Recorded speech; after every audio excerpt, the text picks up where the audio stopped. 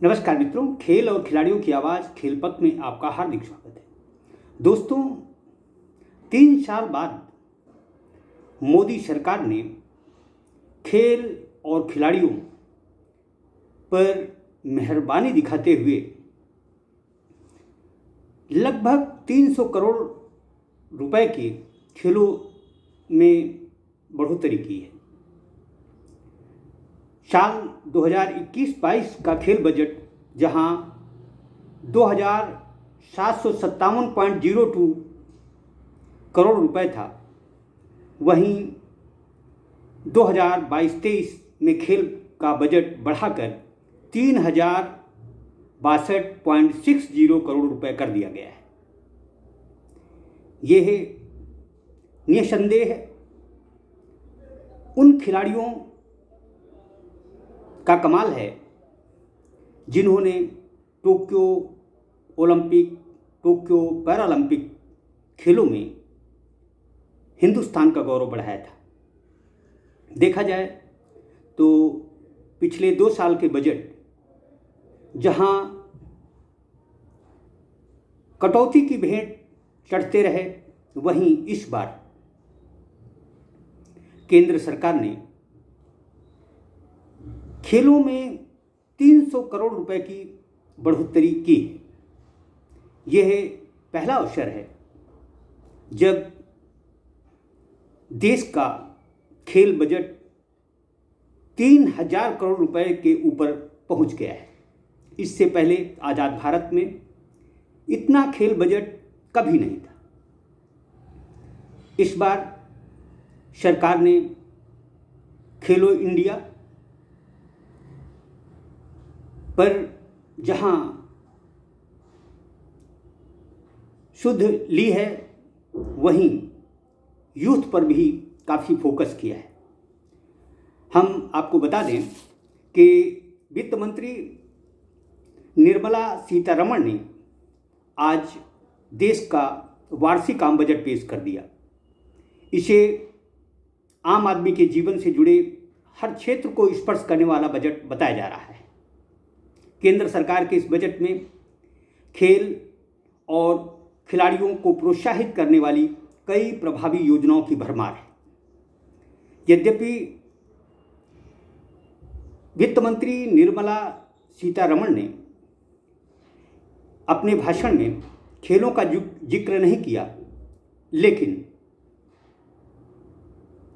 बाद में जो आंकड़े पेश किए गए उनमें 300 करोड़ रुपए से अधिक की खेल बजट में बढ़ोतरी देखी गई। बीते 2 सालों से लगातार खेल बजट में कटौती की जा रही थी, लेकिन इस साल सरकार ने खिलाड़ियों पर जमकर पैसा खर्च करने का प्रावधान किया है। टोक्यो ओलंपिक में ऐतिहासिक प्रदर्शन का तोहफा देश के सभी खिलाड़ियों को मिला और खेल बजट बढ़कर 3000 करोड़ के पार हो गया।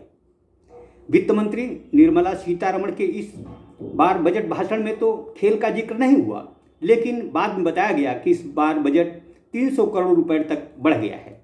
2022 का खेल बजट 3062 करोड़ रुपए का है। साल 2021-22 का खेल बजट 2757.02 करोड़ रुपए था, लेकिन साल 2022-23 में खेल का बजट बढ़कर 3062.60 करोड़ रुपए हो गया है। इस बार खेल बजट में 305.58 करोड़ रुपए की बढ़ोतरी हुई है। इसके पीछे टोक्यो ओलंपिक में देश का नाम रोशन करने वाले खिलाड़ियों की मेहनत को माना जा रहा है। पिछले साल ओलंपिक में भारतीय खिलाड़ियों ने शानदार प्रदर्शन करके रिकॉर्ड 7 मेडल जीते थे। वहीं हमारे पैरा खिलाड़ियों ने जितने आज तक के ओलंपिकों में मेडल नहीं जीते थे, एक ही ओलंपिक में यानी 19 पदक जीत दिखाए। आपको बता दें कि वित्तीय वर्ष 2020-21 में सरकार ने खेलों के लिए 2826.92 करोड़ रुपए जारी किए थे, जिसे बाद में महामारी की वजह से प्रभावित खेल टूर्नामेंटों को देखते हुए कम कर दिया गया था। बाद में कोरोना की वजह से टोक्यो ओलंपिक और घरेलू टूर्नामेंट टल गए और सरकार ने बजट घटाकर 1878 करोड़ रुपए कर दिया। खेल बजट के माध्यम से केंद्र सरकार खेल मंत्रालय की कई इकाइयों पर पैसे खर्च करती है ताकि भिन्न भिन्न खेलों को बढ़ावा मिले। ये पैसा खिलाड़ियों की fitness, training, practice, stadium, sports complex और बेहतर कोचिंग व्यवस्था पर खर्च होता है। खेल मंत्रालय देश भर में कई आनुषंगिक प्राधिकरण संचालित करता है जो चुनिंदा खिलाड़ियों को वैश्विक प्रतियोगिता में मेडल विजेता बनाने के लिए मेहनत करते हैं। मौजूदा बजट में राष्ट्रीय युवा सशक्तिकरण कार्यक्रम में पैसा बढ़ाया गया है। पिछले साल इसमें 108 करोड़ रुपए खर्च किए गए थे, जबकि इस बार 138 करोड़ रुपए इस मद में दिए गए हैं। इसके अंतर्गत ओलंपिक खेलों की सभी तैयारियां sports authority of India, athletics authority of India समेत अन्य बॉडी का बजट भी जारी किया जाता है। इस बार खेलो इंडिया कार्यक्रम का भी बजट बढ़ाया गया है। पिछले साल इसका बजट जहां 879 करोड़ रुपए था, वहीं इस बार इसे बढ़ाकर 974 करोड़ रुपए कर दिया गया है। जो भी हो, खेलों के लिहाज से मोदी सरकार ने पिछले 3 साल से खेल बजट में हो रही कटौती को इस बार न केवल सिरे से खारिज किया, बल्कि खेल बजट बढ़ाकर इस बात के संकेत दिए कि सरकार खेलों के प्रति न केवल गंभीर है, बल्कि वह वैश्विक स्तर की सारी सुविधाएं अपने खिलाड़ियों को मुहैया कराने को भी कटिबद्ध है। जो भी हो, यह सरकार का सराहनीय फैसला है, क्योंकि आज़ाद भारत में कभी भी खेल बजट 3000 करोड़ रुपए के पार नहीं गया। अलबत्ता अब उन खेल संगठन पदाधिकारियों के मुंह पर भी ताला लग गया है जो कि कहते हैं कि सरकार खेलों के लिए कुछ करती ही नहीं है।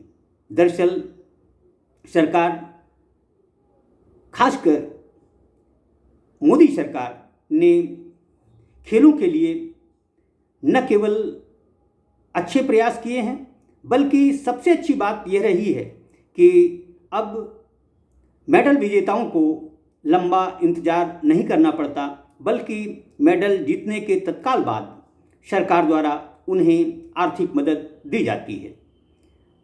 होना भी चाहिए। जब खिलाड़ी का पसीना सूख जाए और वह आर्थिक मदद के लिए दर दर की ठोकरें खाए, तो ऐसे में वह निसंदेह परेशान होता है। मोदी सरकार ने खिलाड़ियों की इस परेशानी को न केवल समझा है, बल्कि प्रयास किए हैं कि खिलाड़ी का पसीना सूखने से पहले ही उसे उसका प्रोत्साहन मिल जाना चाहिए। जो भी हो, एक अच्छे निर्णय के लिए मोदी सरकार की सभी खेल प्रेमियों को मुक्त कंठ से सराहना करनी चाहिए। यह अच्छी बात है कि सरकार ने खेल बजट में आमूलचूल परिवर्तन लाने के लिए 300 करोड़ से अधिक का इजाफा किया है। हम आपको बता दें कि खेल संगठनों की मदद के लिए भी सरकार ने लगभग 300 करोड़ रुपए की व्यवस्था की है। जो खेल संगठन पदाधिकारी ये कहते हैं कि सरकार कुछ नहीं करती, दरअसल वे सब मिथ्या बातें करते हैं। जिस तरह मोदी सरकार ने खेलों की सुध ली है, खिलाड़ियों का प्रोत्साहन किया है, वह अपने आप में ताली पीटने वाली बात है। इस सब के लिए हमें टोक्यो ओलंपिक में मेडल जीतने वाले खिलाड़ियों, पैरालंपिक में मेडल जीतने वाले खिलाड़ियों की भी प्रशंसा करनी होगी। आखिर इन खिलाड़ियों के नायाब प्रदर्शन से ही सरकार ने समझा कि खेलों में पैसा जाया करना व्यर्थ नहीं है। जो भी हो, हमें मोदी सरकार, खासकर खेल मंत्री अनुराग ठाकुर की भी तारीफ करनी चाहिए, क्योंकि बजट से पूर्व उन्होंने ही सारी व्यवस्थाएं सुदृढ़ करने की कोशिश की खातिर बजट में बढ़ोतरी की बात कही थी। जो भी हो, यह सराहनीय कदम है। उम्मीद की जानी चाहिए कि यह बजट खेल हित में ही खर्च होगा, फालतू पैसे का अपव्यय नहीं होगा। जो भी हो, इस खेल बजट में बढ़ोतरी का खेल प्रेमियों, खिलाड़ियों, खेल संगठन पदाधिकारियों का यह दायित्व बनता है कि वह इसे न केवल सराहें बल्कि सरकार के अच्छे कामों को तहे दिल से आभार भी माने। जय हिंद, जय भारत।